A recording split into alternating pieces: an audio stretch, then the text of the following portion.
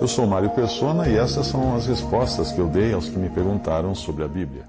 Existe uma passagem que traz uma certa dificuldade para o leitor, e essa passagem é o último versículo do capítulo 3 de Romanos. Isto porque existe uma espécie de consenso religioso de que a lei, dada por intermédio de Moisés, seria uma espécie de manual de como viver, como você deve viver para merecer ganhar a salvação. O que nem todos percebem é que a lei é como uma placa de contramão. Ela indica que você está na direção errada, mas não tem qualquer poder de manobrar aquele seu enorme caminhão que está entalado numa rua estreita. Então eu selecionei alguns comentários de autores que explicam essa passagem, o último versículo desse capítulo de Romanos, de uma maneira muito clara, e mostrando o papel da lei e da fé na salvação do homem.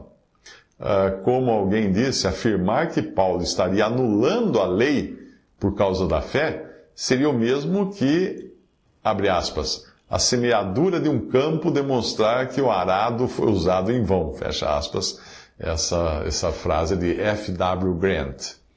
Então vamos às frases que eu selecionei. Primeira, ora, nós sabemos que tudo o que a lei diz aos que estão debaixo da lei, o diz para que toda a boca esteja fechada e todo mundo seja condenável diante de Deus. Por isso, nenhuma carne será justificada diante dele pelas obras da lei, porque pela lei vem o conhecimento do pecado. Concluímos, pois, que o homem é justificado pela fé, sem as obras da lei. E aí termina o capítulo dizendo, anulamos, pois, a lei pela fé? De maneira nenhuma. Antes estabelecemos a lei. Isso tudo que eu li foi Romanos 3, do versículo 19 a 31. Suprimi algumas partes para ficar mais breve. Vamos ao primeiro comentário de um autor. Abre aspas. Nunca a lei foi tão honrada e estabelecida quanto na morte de Cristo. O Evangelho honra a lei por permitir que ela faça o seu trabalho de despertar o conhecimento do pecado. Então, o Evangelho entra em cena e faz aquilo que a lei nunca era para fazer. O Evangelho traz a justificação completa ao crente em Jesus.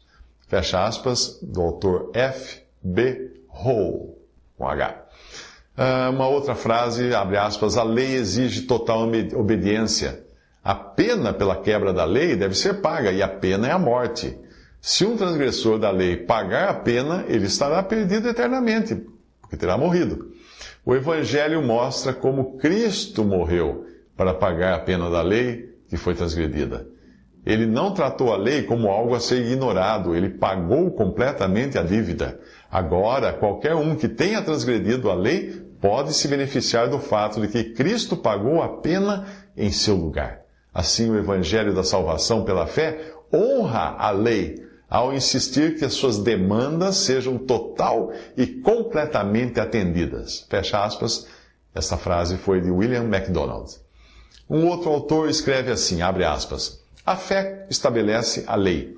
Ela coloca a lei em seu devido lugar e concede a ela toda a sua força, considerando-a em sua absoluta severidade, justiça e inflexibilidade.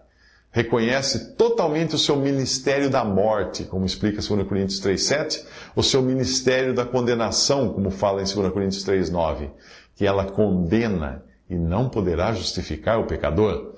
Portanto, a fé não pode imputar à lei o ministério da vida, 2 Coríntios 3,6, o ministério da justiça, 2 Coríntios 3,9, pois esses ministérios não são pela lei de Deus, mas pela graça de Deus.